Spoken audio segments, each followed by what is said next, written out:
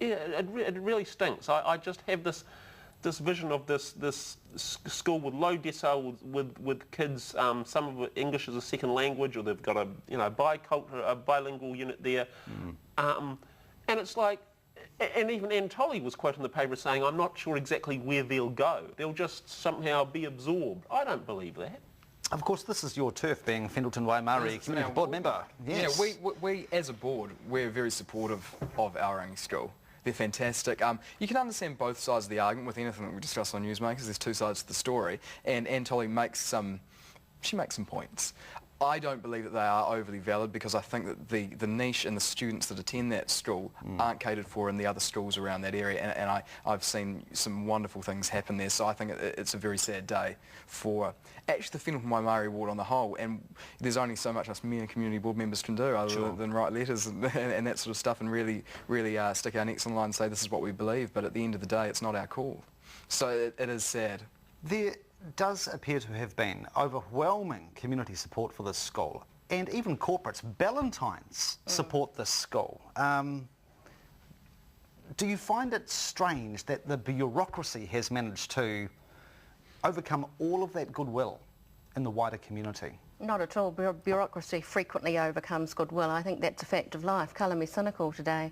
But I'm beginning to wonder with Anne Tolley whether she actually knows what the devil she's doing, because this isn't the first drama that we've seen over educational issues. There's the cutting of community funding and all that, so those sorts of issues. So I think, yeah, it's a really, really bad decision. I think any decision to close a school has to be very, very carefully thought out, and it has to be based on something a little less vague than the sorts of statements that Anne Tolley is making. The future of our nation is in educating children.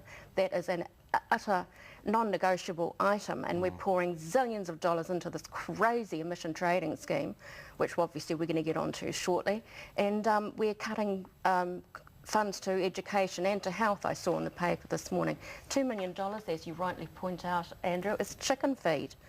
Absolutely. And it's not any school either, because this is a school which is very, very location specific. To the people that go, there's a lot of refugees, and those schools aren't just equipped. The other schools that they're going to have to go to aren't equipped to handle them. They've got so some that's going to be another cost, isn't it? So there's your $2 million gone. Well, it's the standard thing about, you know, the kid in the class that learns differently. That's a very PC way of saying that they aren't very bright or something.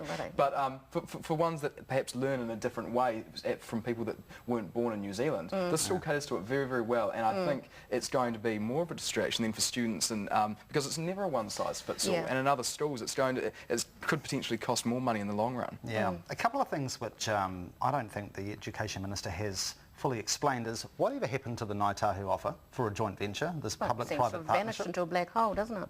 Yeah. Andrew, the other aspect, of course, that remains very live at the moment is the idea of pursuing legal action and getting an injunction for starters.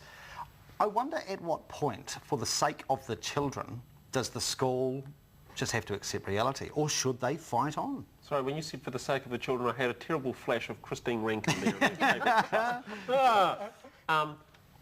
Well, I don't know. I mean, I would say that they should continue fighting, and I'm not sure how the injunction is to be funded and that sort of thing. But in principle, well, I don't think that. But no, I say go for it, really. It's got the backing of the community. And do you think this is the end of it? I have no idea. It's going to be an interesting one to watch, and when you're saying do you fight for it, do you not, of course I'd love to see them fight for it, but look, I don't know if it's a lost cause and we're wasting our time. It's really, really sad, and I don't know the answer, unfortunately. All right.